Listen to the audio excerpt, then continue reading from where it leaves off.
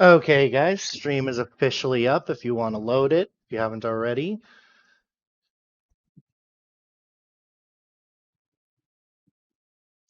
I would recommend making sure to mute the stream, though, if you're up here. That way you can not have to listen to echoes of my beautiful voice.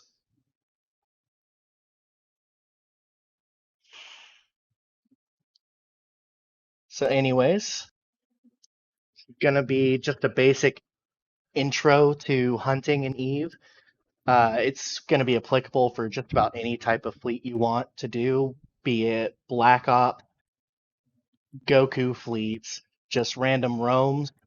Hunting is a valuable skill to have because it allows you to go and find targets so that way you can actually have content.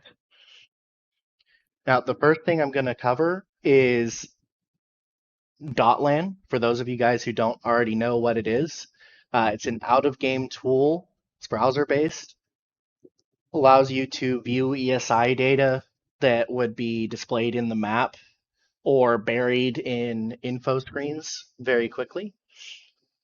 So, for example, I'm going to pull up Providence right now. So if I go and open up Providence on the universe map, it pulls up just a basic map of Providence, slightly different from the in-game map. And then what you're going to want to do if you're hunting, typically, is you're going to want to change this default security option to NPC kills delta. And if you look right now, 3KB TAC J in Providence is plus 398. That means since the last refresh, there have been 398 additional rats killed, which means that someone is actively ratting in that system. It's a place you might be able to find some content. 123 over here. Oops, I am sorry. Accidentally hit a Evo hotkey. 3GXF Tech U, how it has 123. That's typically something like a cruiser or a battleship. It's good if you don't have anything else, but it's not the best in terms of a big target that's fun to hit. But when you get these multiple hundreds of rats killed, that typically indicates that either multiple people ratting with nice ship, or you have a carrier super, something like that out in space. And that'll be an easy kill. One other thing to keep in mind specifically for Black Ops fleets. Uh, dot.lan will also show you jump ranges for and bridge ranges for the Black Ops. So if, for example, you guys are in TTAC R with the Black Ops in the fleet, what you can do is you can go to jump range, Black Ops, all systems, and then it'll pull up this map right here, showing every system that's in range.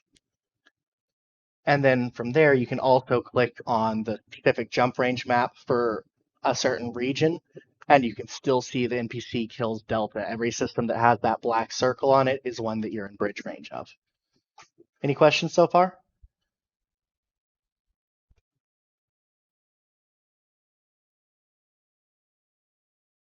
Crickets? Okay, guess we're good.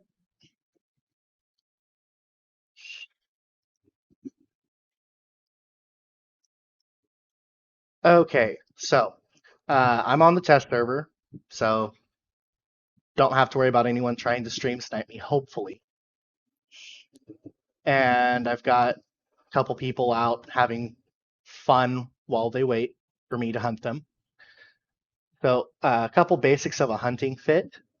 Uh, First of all, it has to be able to get to the target quickly. So a high warp speed tends to help.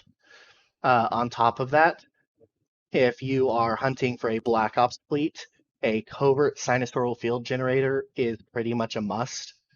It is a relatively high skill point module in that it requires sinusoidal field theory 5, but it's extremely useful and takes a lot less time than any other cyno in the game. The other main module you'll want to make sure you have on any hunting ship is a probe launcher. You aren't going to use it that much, but when you do, it's exceedingly useful. And then you're going to need a scram or a point on your ship as well to hold down the target while the rest of the fleet gets there.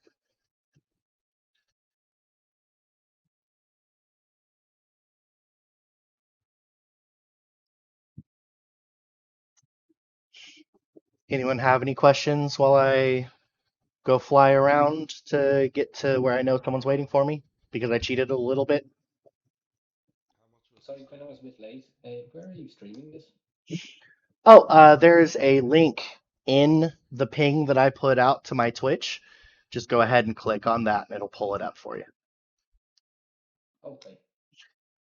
There's like a 2 or 3 second delay between me doing something on screen and it showing up on the stream, but that's What what is you this get. Loki build?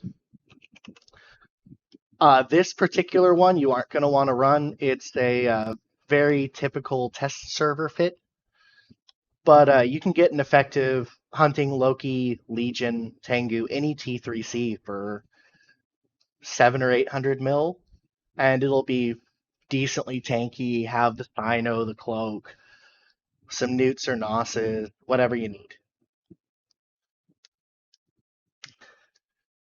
So But with those Gnosses, you're running them just so you have some energy warfare, or just is there a particular reason so for it? mostly it's just with this particular fit, the nosses are pretty much just to make sure that you don't run out of cap. And if you listen to the test server, apparently this Loki is worth 60,000 discs, so it's very cheap. But if you notice, everything's listed as 100 disc, and there's some things that you guys are probably going to recognize as not being anywhere near that price.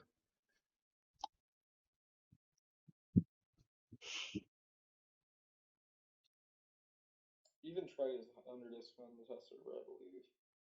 Sorry, what? Even Trite is 100 disc on the test server, I believe. Yeah, it is. Everything's hideously cheap. Anyways, Diarma, is that your nag that's literally on grid with the gate? Yep.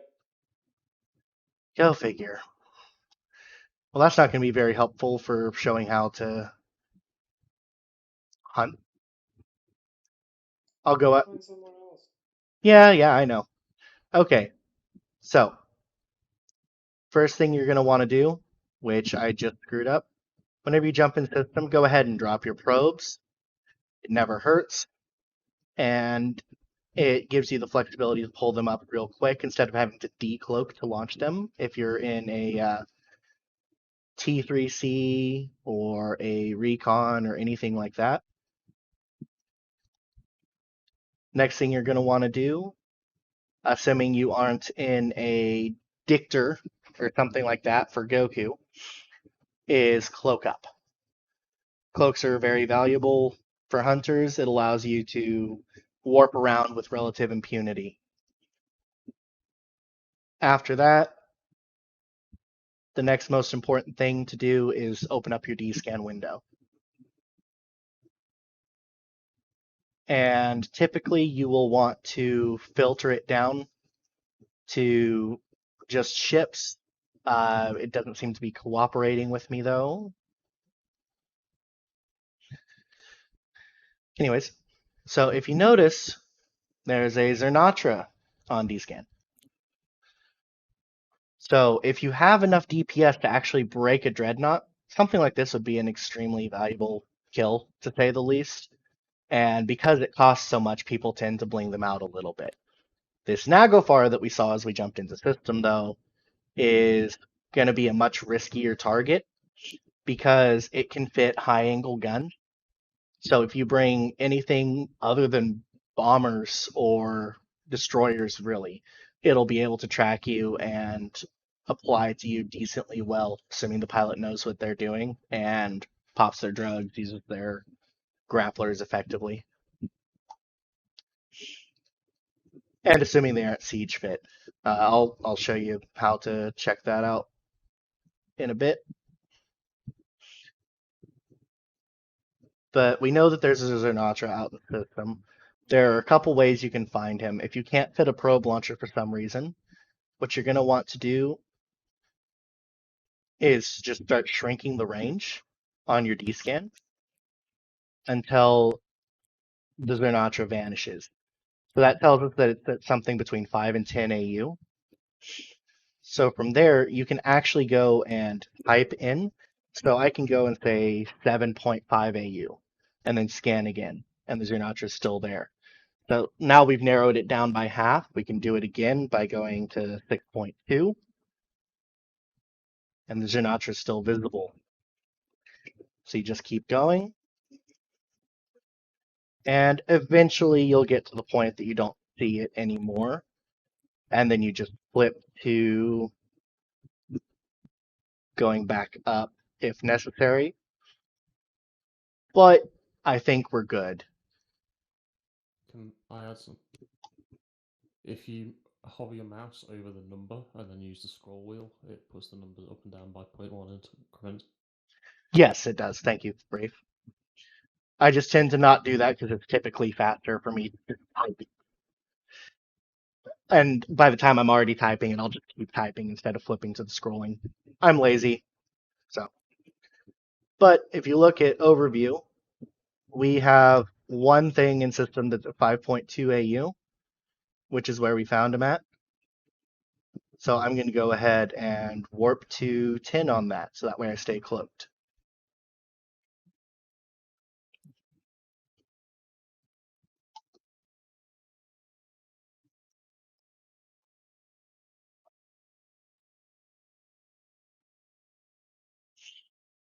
And if you look, you will see a conveniently purple Xenatra, although I decided not to cheat too much. What you're going to want to do is go ahead and get closer to the ship, just that way you're within range of your scram. It's going to take a minute. Does anyone have any questions while I slow boat towards the target?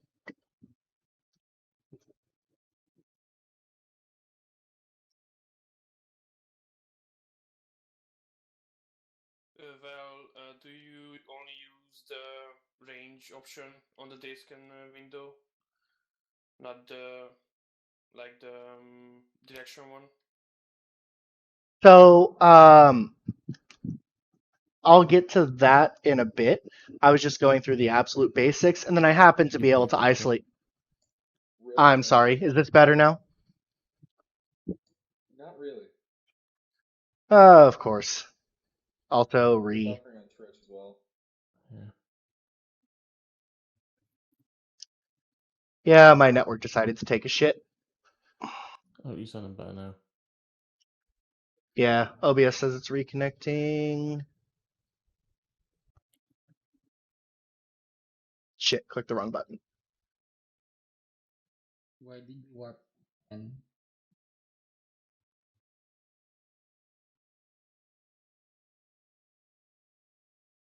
Diarmot, don't lock me yet. I goofed.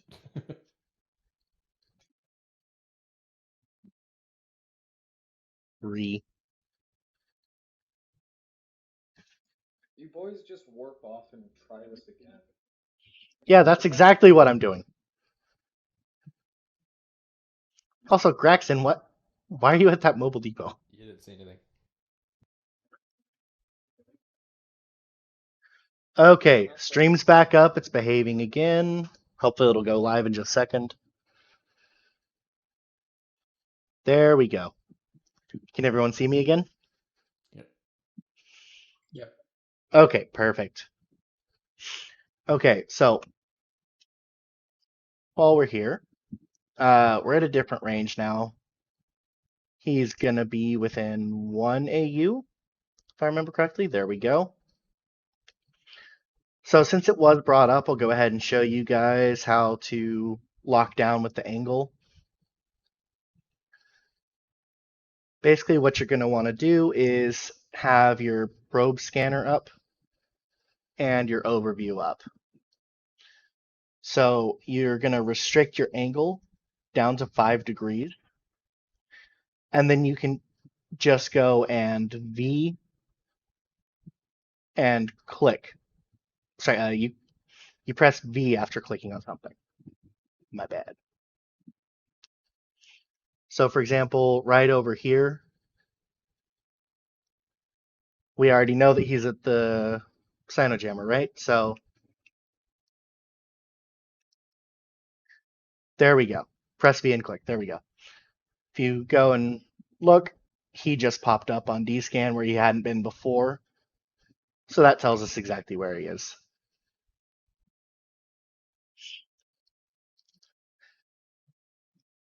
Now, the other way to do it is with the probes. So if you remember, I already launched my probes as I came into the system. What you're going to want to do is just go and spread them out really far before you use them. So you just max out the size, click analyze, and they'll snap out to be outside of dscan range.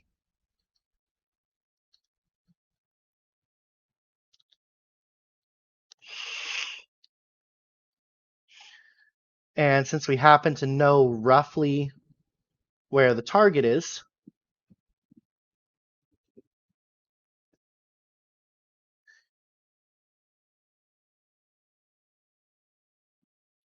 also somehow we managed to catch a Nagelfar from a 64 AU scan. Go figure. Plus, on top of that, because we're hunting a Dreadnought, it happened to get us an identification on the Zernatra as well, which is the current target. So if you know roughly where they are in system from dscan, then you can just put it over the rough location and drop the size down really small, click analyze, and unless it's something like an interceptor or a armor cruiser below, you'll typically get a good result off of the first pass, even if you're doing it from 1 or 2 AU. So now that I've got him on the probe scan window, I can just right click and warp to him directly if I feel like it, which in this case I do. Now, Diarmid, I'm going to need you to be patient with me. Don't start trying to shoot me immediately, because I'm going to walk through everything very slowly for everyone, okay? Okay, just keep in mind I'm about to ref the beacon, so. Yeah, that's fine. Jammer. So the first thing you're going to want to do is check to see if it's bait. With a Dreadnought, that's always going to be a risk, but that's what he felt like flying to be a target, so. Useful module is the ship scanner. You just lock it up and it'll single cycle, and then you can see what he has fit. So in this case, he's got a very nice fit. He's got some faction modules, some Dead Space modules, officer mods, and that will provide some very nice loot if any of it were to drop. Once you've checked if they're bait or not and figured out whether or not the fleet wants to drop on it, or more accurately, you're going to want to go ahead and start scramming the ship before you even do that. How? Oh, I was stationary. RIP. I said be patient with me, damn it. I'm sorry. Now I got to go reship in the middle of the class. Sorry, Quinn. I just saw you lock me and I was just like, okay, time to go.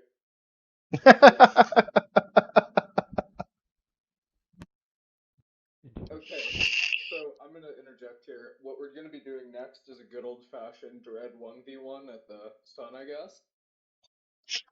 And Quinn here is going to be lucky enough to scan us down while this is happening. Yeah, sure, we'll do that. Why not? Is this going to be a time to talk about maintaining some kind of movement? Yes, this is an excellent time to talk about maintaining some type of movement.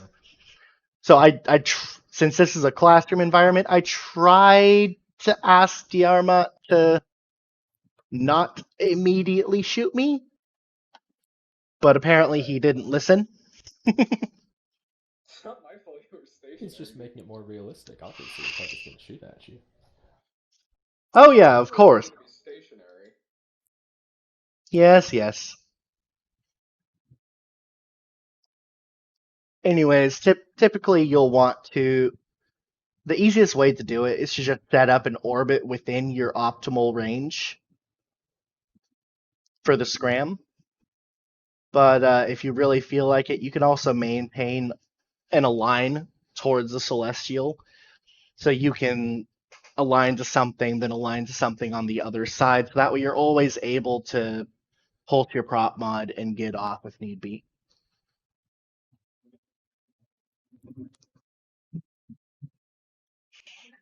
On top of that, if you're MWD fit, once you have the enemy ship scrammed, you aren't going to want to run it because that will typically that will typically cause you to get shot more readily because it will bloom your signature radius, which means that they can track you better.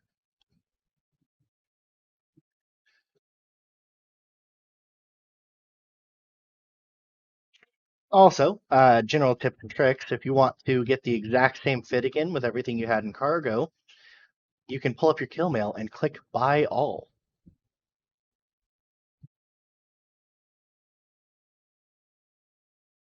And then since this is a T3C, there's an extra step where I have to activate the ship and get in it first. But then you can also simulate said fit and use the multi-fit button to get back into it.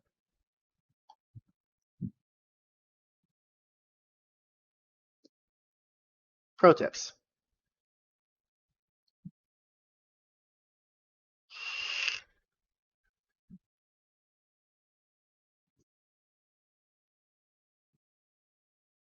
Just like Rafe's pro tip on not being stationary while you are hunting in anti-cap dread.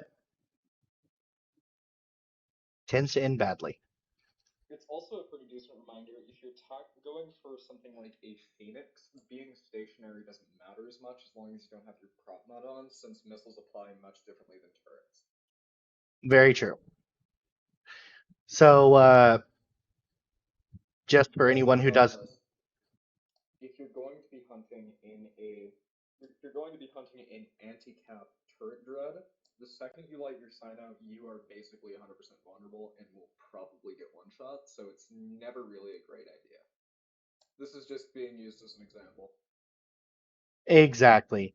If you do have to light a cyno on a dread, you're always going to want to use a buffer fit ship as opposed to an active fit one like this.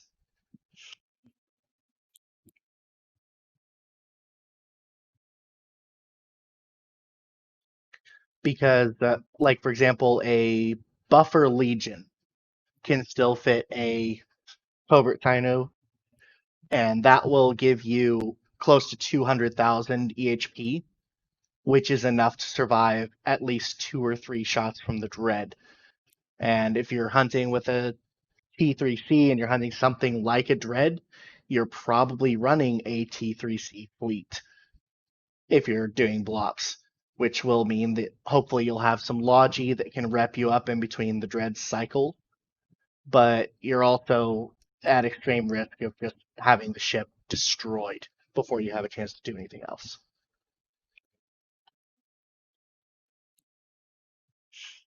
So anyways, I'm going to go ahead and cheat again since someone said at the sun.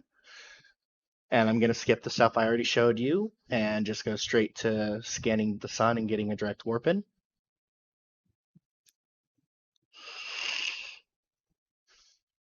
Alright, cue the glorious dreadnought battle.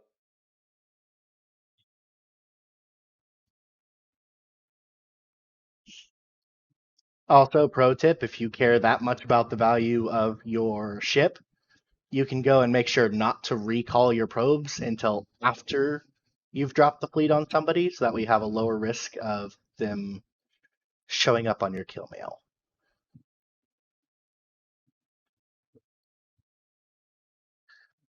So As you guys know, I've got a faction scram with a range of 11 kilometers.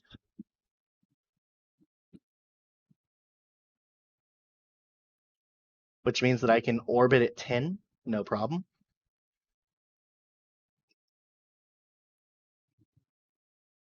Also, these small nosses have a much closer range. But as you guys saw, when you're dropping on a dread, you'll tend to die pretty much immediately. Excuse me. Also, even though I'm cloaked, one of these dreads is going to know that I'm here because I'm catching smart bomb damage.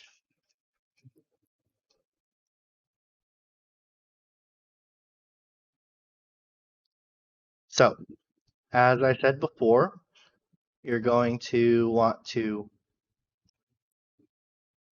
wait for your cloak to spool back down.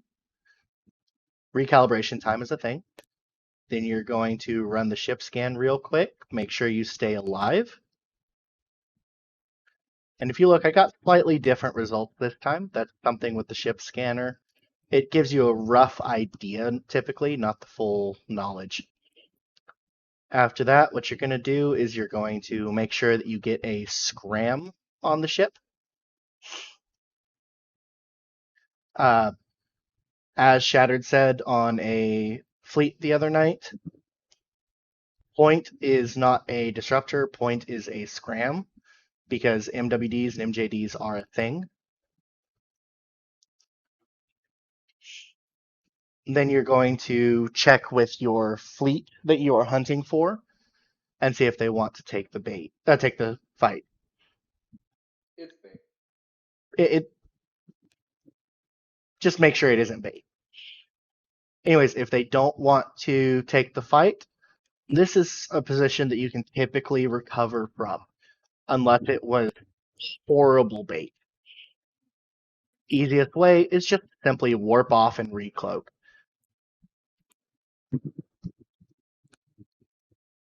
So, do you have do you have a scram, Diarma? No. Okay. In any case, if you're trying to tackle something like a dread and they have a scram, what you can actually do, we're going to assume that he does have me scrammed or pointed, is you can just go and align to something that is not directly away from them.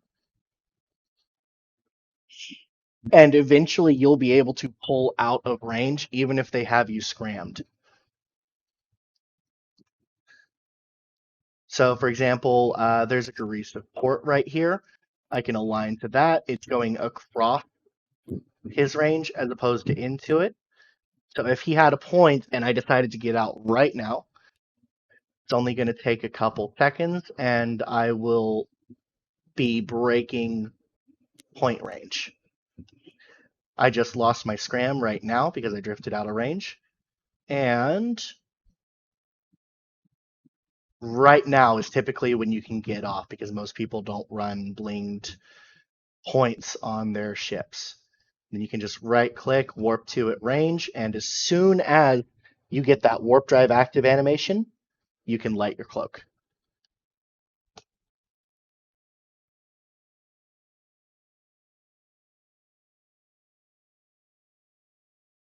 Now, obviously, since you're cloaked, you're completely safe in this site, assuming that no one warps to you from that direction at the same range.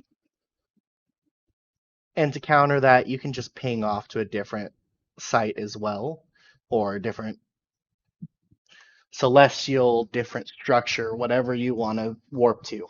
Anything in system is typically going to be a good warp in, especially if you are in a nullified cruiser.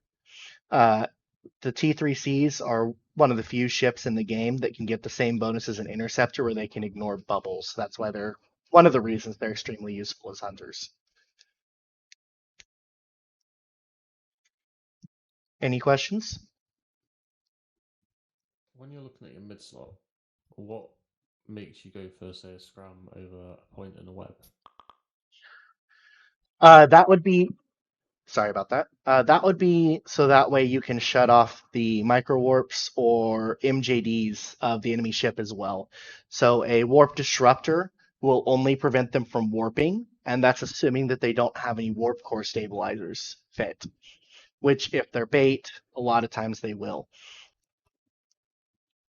If you have the scram, then that allows you to shut off their prop mods unless it's an afterburner, which there then means that you can keep in range. It switches the range control from them to you by giving you more mobility than they have.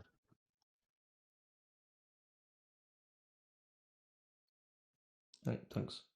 Yep. Anyone else have a question? So you didn't go through a tutorial about lighting the cyno, or you just? Oh, I will, but I wanted to teach people how to get off before you had a chance to shoot me again. What? Stuart, you cut out. What would the ship scanner be used for? Ship scanner. That's so Diarmot. Late. Yeah, no, that's perfectly fine. Diarmot, don't aggress me this time. I'm just gonna show him what to use the ship scanner for real quick. Alright. Okay, so I'm gonna go ahead and land decloak just so we don't have to wait through the sensor recalibration again.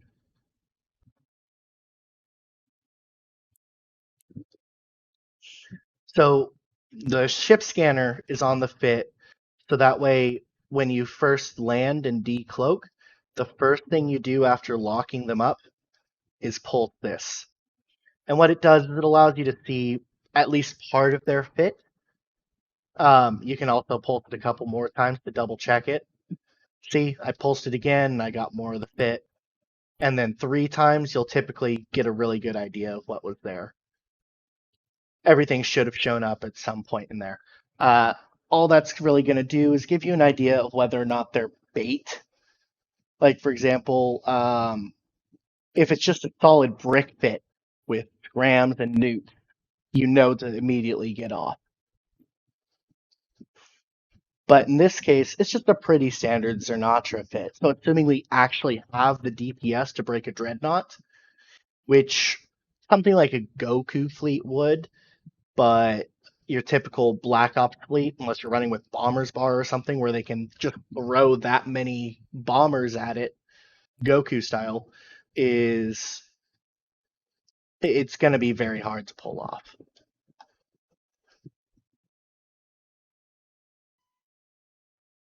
Any other questions? Oh, so I've seen the Nosferatus that you have. With the cap batteries, is that a booster or is that an ancil? That would be an ancillary shield booster. Okay, and I'm guessing the Nosses are so you can keep pulsing that. The NOSes are just to maintain your cap if for some reason you have to tackle them for a while. Like, for example, if you were accidentally like one jump out or something and it was something too juicy for the fleet to let go, then that would give the bridger and the fleet a chance to get the one jump out and bridge in, or get a hunter to one jump out from you that's in range. Stuff like that.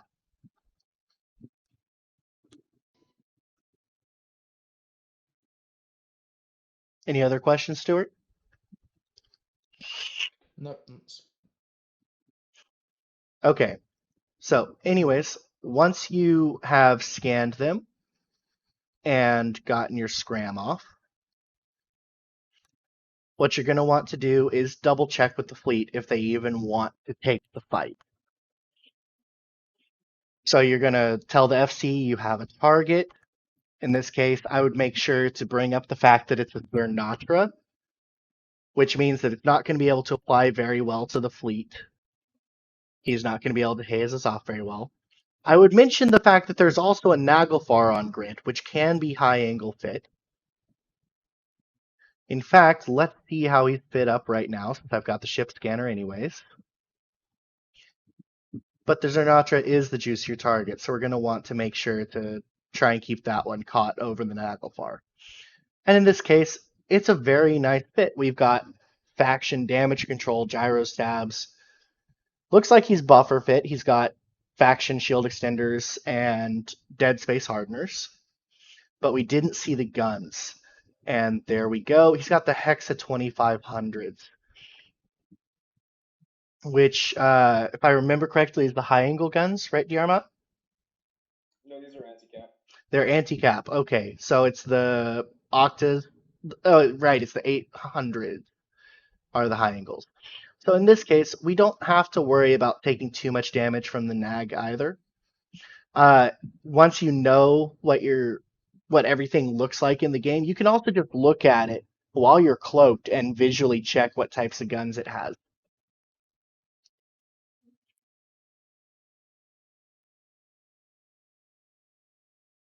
So assuming that the FC says that they want to go for it. And in this case, if I were FCing it, I would actually say to switch off of the Zernatra and onto the Naglfar, because we know that that's a buffer fit.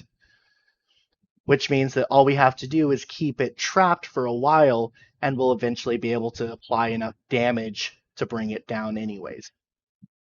Over the Zernatra, where as long as he has some cap boosters or is cap stable, until he runs out of strontium, he can probably tank the entire fleet.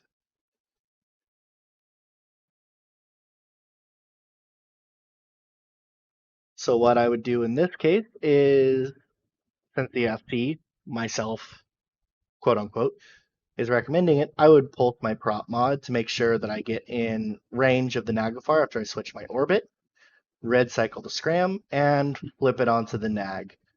Then tell the FP that I have the Naglfar tackled now instead of the Zernatra. And once he says that he's ready for the cyno, you have to make sure you're going less than 500 meters per second. That means you're going to have to shut off your prop mod if you're running an MWD. And we're going to wait just a second for it to slow down. Then all you to be going less than 500. It's a requirement to activate the module.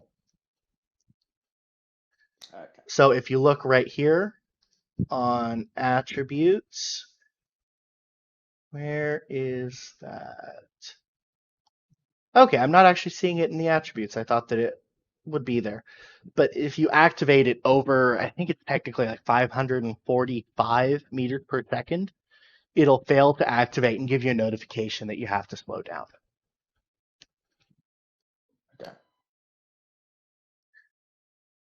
Also, for some reason, it did not reapply my liquid ozone to the fit. So in this case, I would have been a very bad hunter and would not actually be able to light a cyno. If you look at the attributes on the cyno, it tells you that it requires liquid ozone to activate. And then it's always going to be 25 units for a covert cyno on a strategic cruiser, because of the fact that for every level that you train up sinusoidal field theory, it decreases the fuel requirements. But since it requires Cyno 5 for this one, you're never going to have to worry about having a different value. As long as you have 25 units, you'll be able to light it. Or it might be, is it 50? Hold on. I know that they stealth patched some stuff having to do with Cynos. Let me double check. It's 25, by the way. It is actually 25 for everything? Okay, good.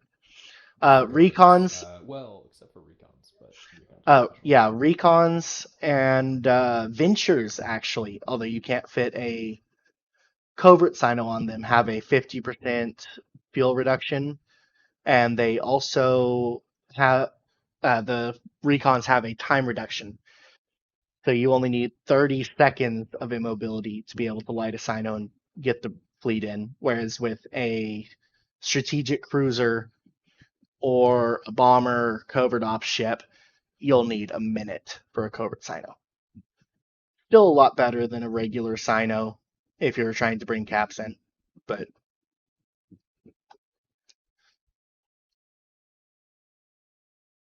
And for those of you who were late to the party, I'm going to go ahead and pretend that I lit my cyno and stopped my ship. And you're going to get a nice reminder of why it is very risky to drop on a dreadnought with an active fit. Although even 10 meters per second apparently is enough for you to generate a miss. And there we go. Before my repper even cycled, I was already dead.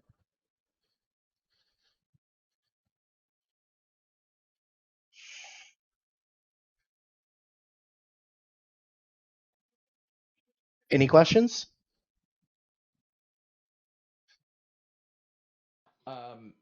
So the nag that you're fighting, you hunted, and then dropped the Zenitra, or? No. The Zernatra had already been on grid. Both of them are Diarmot. He was just bored and dicking around. So in this case, it was, for some reason, there were two dreads fighting. Okay. Yeah, it was an unlikely situation to run into, but you know. You mean you will literally never run into a situation like this? Exactly. If you run into dreads fighting, there's gonna be at least like 10 of them. Unless someone doesn't know what they're doing. But you're never gonna see a 1v1. Yeah. I'd say the absolute minimum number of dreads you'll see on field, assuming that there's more than one, is 4. So what was actually happening now? Oh, I'm in a pod. So basically, I simulated lighting my cyno, and my ship came to a stop, which, for those of you who don't know how gun mechanics work, 99% of what matters is the tracking speed. So as long as the transversal of the target is less than your tracking speed, you're pretty much guaranteed to hit it. Signature radius only plays in terms of calculating how much damage gets applied and whether or not you can generate a hit, assuming that they have more transversal than you have tracking.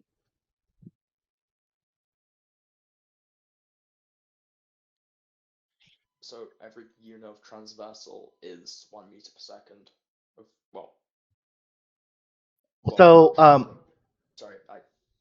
So one tracking is effectively, if I remember correctly, it's like 1 meter per second at like 100 kilometers or something like that.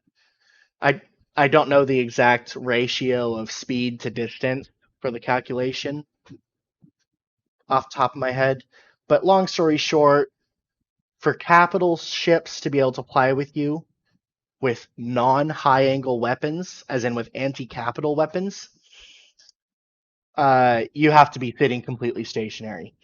For carriers and supers, they'll typically be able to apply to you if you're moving less than 100 meters per second very well. Battleships, less than 200 or 250, they'll typically apply well. And then from there on up, you should be relatively familiar with it. Battle cruisers and cruisers, since they use the same weapons type, they both use medium weapons. Up to around like 700 or 800 easily. Although you'll typically still be able to track past that. You'll just get reduced damage. The only time you really won't be able to track at all is once it gets past about 2,000 or 2,500. Somewhere in there is where it starts to break off. And then for small targets, frigates, and destroyers, their guns should be able to engage pretty much anything. Assuming that it's close enough, of course. And one thing to keep in mind, I'm talking about transversal here, not the actual velocity. So in your overview, I've actually got a better overview on this tune.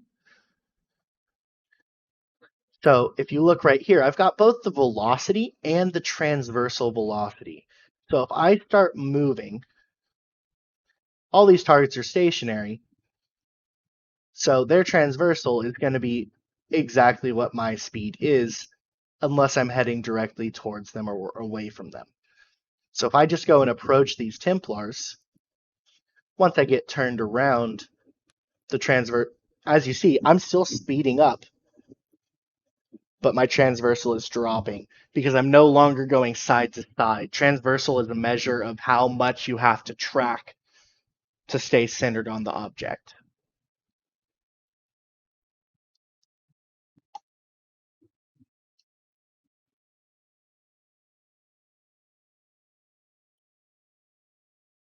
Anyone else have questions?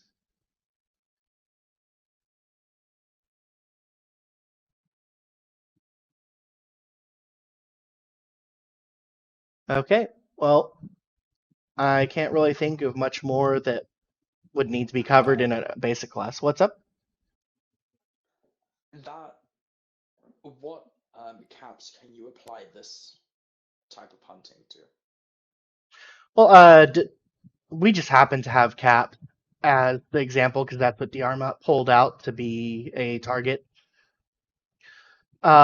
Typically, you actually aren't going to try and hunt capitals with black ops or small roam. That's typically going to be the jurisdiction of Goku fleets.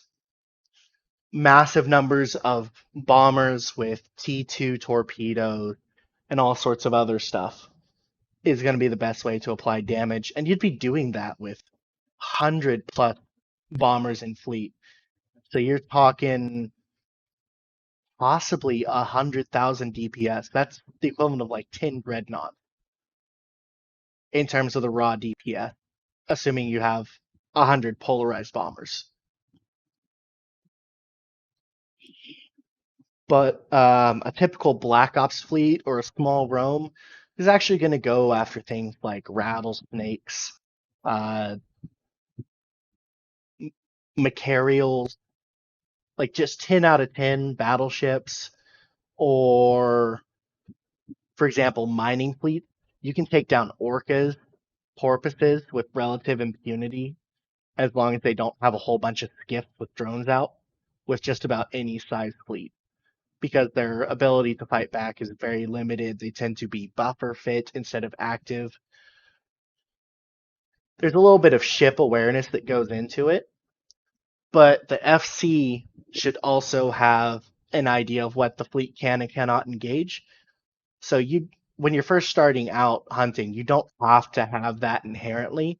You can just talk to the FP when you find something on dscan and say, hey, I might be able to get this. Is it worth our time? And for example, with me, assuming I have 10 bombers, I wouldn't ever say go for it to a capital unless you happen to have already scanned it down and we know that it's buffer anti-cap fit and out in space alone for some reason.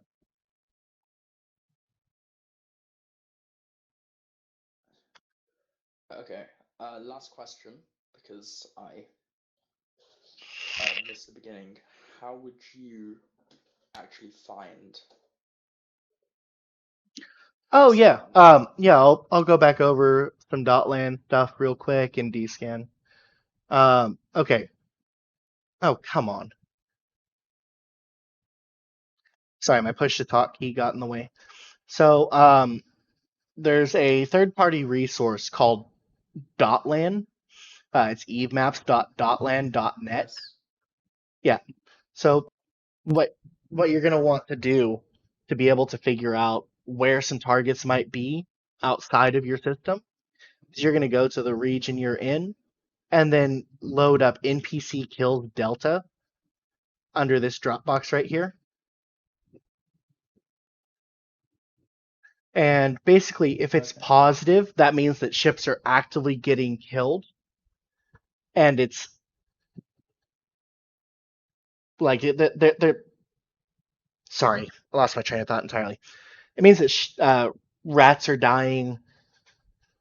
There's someone in there active that you can go and shoot.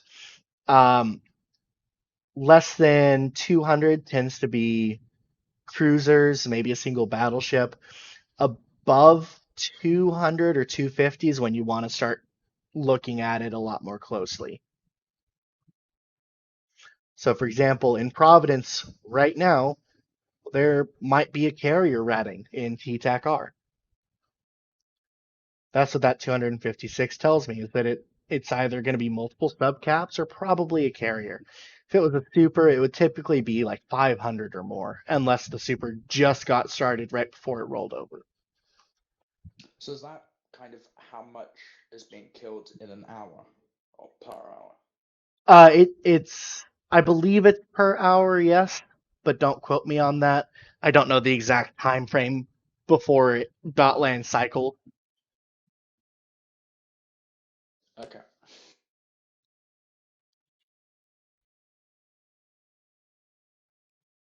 And then, Can I add something to this?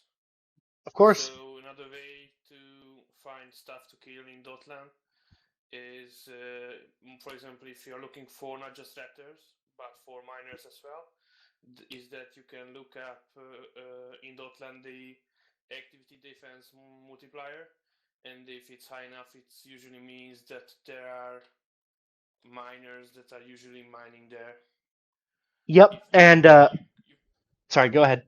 Wasn't trying to cut you off. I was finished. Okay, one other thing to keep in mind, dot.lan will also show you ice belt systems. So when you see one of those and it also has a high ADM, like for example right here, FC TAC 3 in Provi, that's going to be somewhere that they're going to be mining a lot. They're going to be out there getting ice for liquid ozone, for fuel. They're going to be mining athanors and mining belts, stuff like that. You can also go and pull up the actual stats on the system. If you click Overview, give it a second to load here, it'll show you what types of ore and ice are going to be spawning in that system. And then you can also see how many people jump through, how many NPCs have died in the last 2 days, how many ships have died in the last 2 days, and you can see the variations in the ADM. For example, this one had actually dropped down to below 5, and they just got it back up in the last couple days. So that means that they're probably going to continue to be mining. Unfortunately, with miners, you can't find out outside of the game if they are actively mining or not.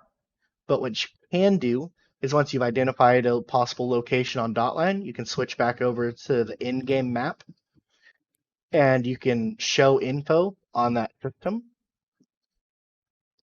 and switch over to the sovereignty tab. If you notice this little green arrow on military index, that means that it has recently gone up. That means that someone has shot a rat. If you see industrial with that little green arrow, that means that someone was mining since the last time it updated. Okay.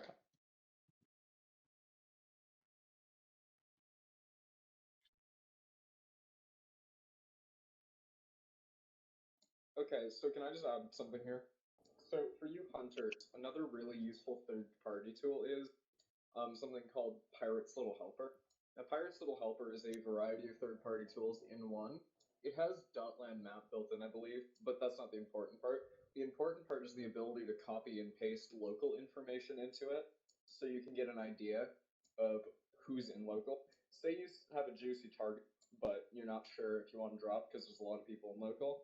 Just Control A, Control C local, and Pirate's Little Helper will tell you their most recent kills, what kind of pilot they are, what they fly, stuff like that. It's really useful for hunters, and I always recommend you get it. So yeah. Yep, that is a bit more than I wanted to cover with an intro class, but it's always a good tool to have. Speaking of which, though, thank you for bringing up Intel tools.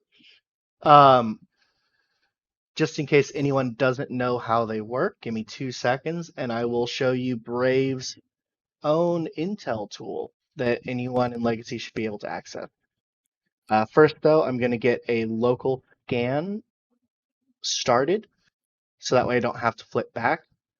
The way you're going to get that information for everyone in local, just going to click on one of the names, hit Control A, and then Control C, and it'll copy their names in a regular text format. Then right here, I've got the Brave Intel tool. It's just intel.bravecollective.com. You're going to click on dscan, paste it in, and then click Analyze. And this will show you what alliance they're in, what corp they're in, stuff like that. You can also go and paste information from your dscan window in the same manner, and it will automatically parse it for you by ship type and stuff like that. That's also a very useful thing to do because sometimes the FP will ask for that information before they commit to jumping the fleet in. They'll want to know who all's in local, what can you see on dscan, just to make sure the fleet itself is going to be safe if they jump it in.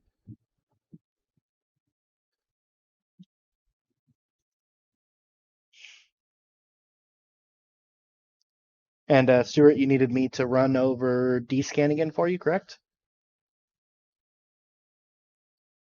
Or did you show up after I started that?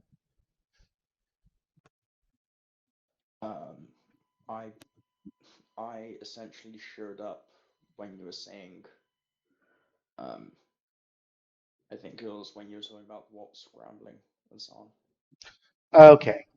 Well, unfortunately, this recon that my alt was in doesn't have a probe launcher, so I can't show you that right now without reshipping.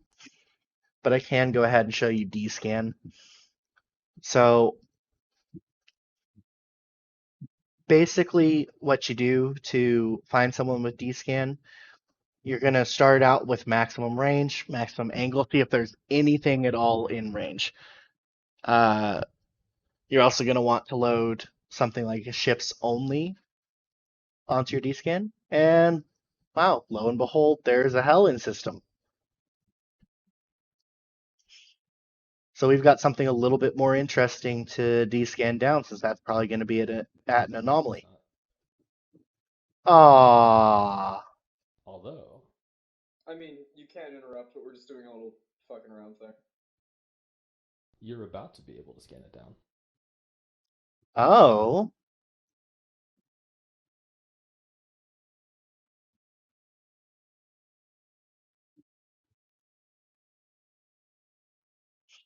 Am I just going to happen to see it landing on a gate? No.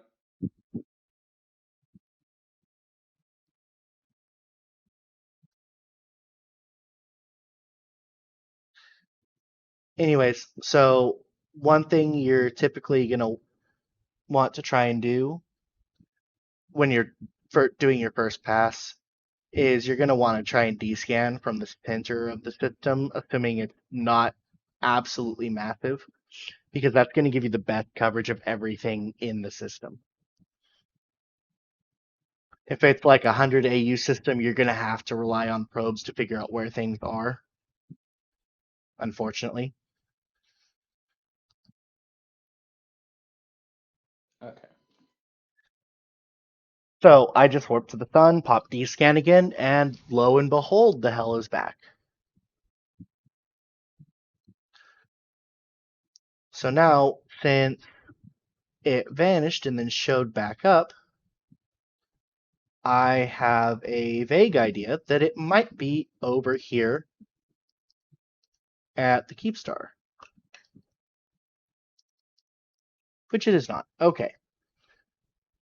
So what we're going to do now, since we know it's not at the Keepstar, is we're going to flip back out to the full 14.3 AU scan with 360 degree, and we're going to start shrinking it down. So we can go to 10, and it's still there. Still on a 5 AU scan. and it's actually within 1 AU of us. So, since we're using the map and we have the dscan scan cone lit up, we can actually see highlighted everything that's within the dscan range. So you can press V and then click on something in range after you shrink it down to the 5 AU.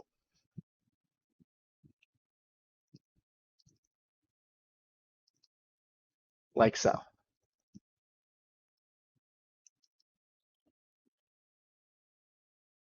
And there we go. I just found where they are. They're going to be somewhere around this celestial right here. So what I'm going to do is I'm going to warp to one of them. In this case, since I don't even have a cloak fit, because I'm being a bad, I'm just going to warp direct to one of them. And then from there, I can use the dscan to filter down and figure out exactly which one they're at. Now, given the fact that I also had the Zernatra and the Arazu on dscan at the same time, I actually have a feeling that I know where they are. So I'm just going to go ahead and warp directly to this cyno that showed up in space.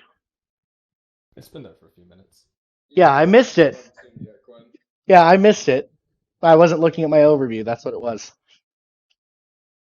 But yeah, cynos are always a great way to figure out where something is to hunt.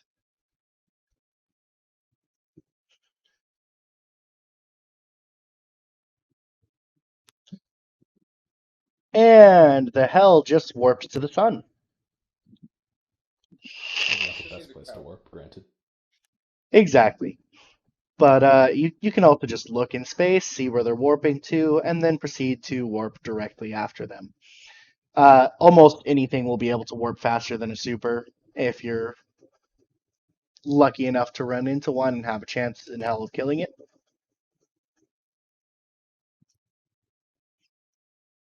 So if you notice, he was a bad, and if this were actually fit up properly, I'd be and he just warped to probably the gate out of system.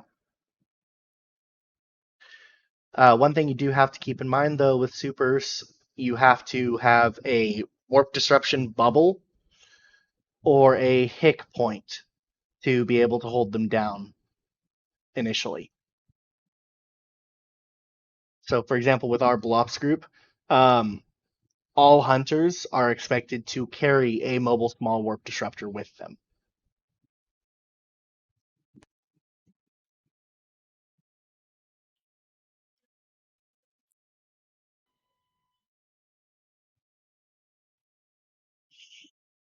Any other questions? Sorry, you got out then. Oh, I hadn't said anything for a second. Oh, how long would it take to anchor one of those though? If I remember correctly, it's like a minute.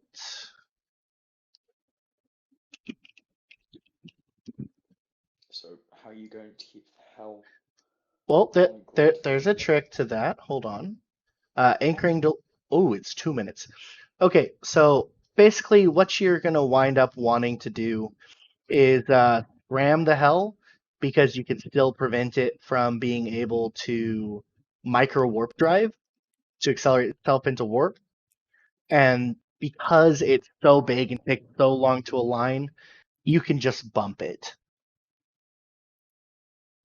So that's going to be you turn on your micro warp drive, approach it from a direction that isn't the direction it's actually trying to go. Oh, apparently Graxon decided that he really wants the Zernatra to die. That's not me. That was me. Nope. That's someone who's got really. Oh, that's Rafe. Okay. I didn't notice Rec. And assuming that I were involved in this would be the perfect time to drop a bubble and hit that button. And bring the fleet in. Can we pretend you dropped a bubble and you just hit that button now? Yes, we can. And Rafe, would you like to demonstrate once again what happens to stationary hunters? Sure thing. Give me about half an hour to look. No worries, it's standard cyno, so you've got 5 minutes.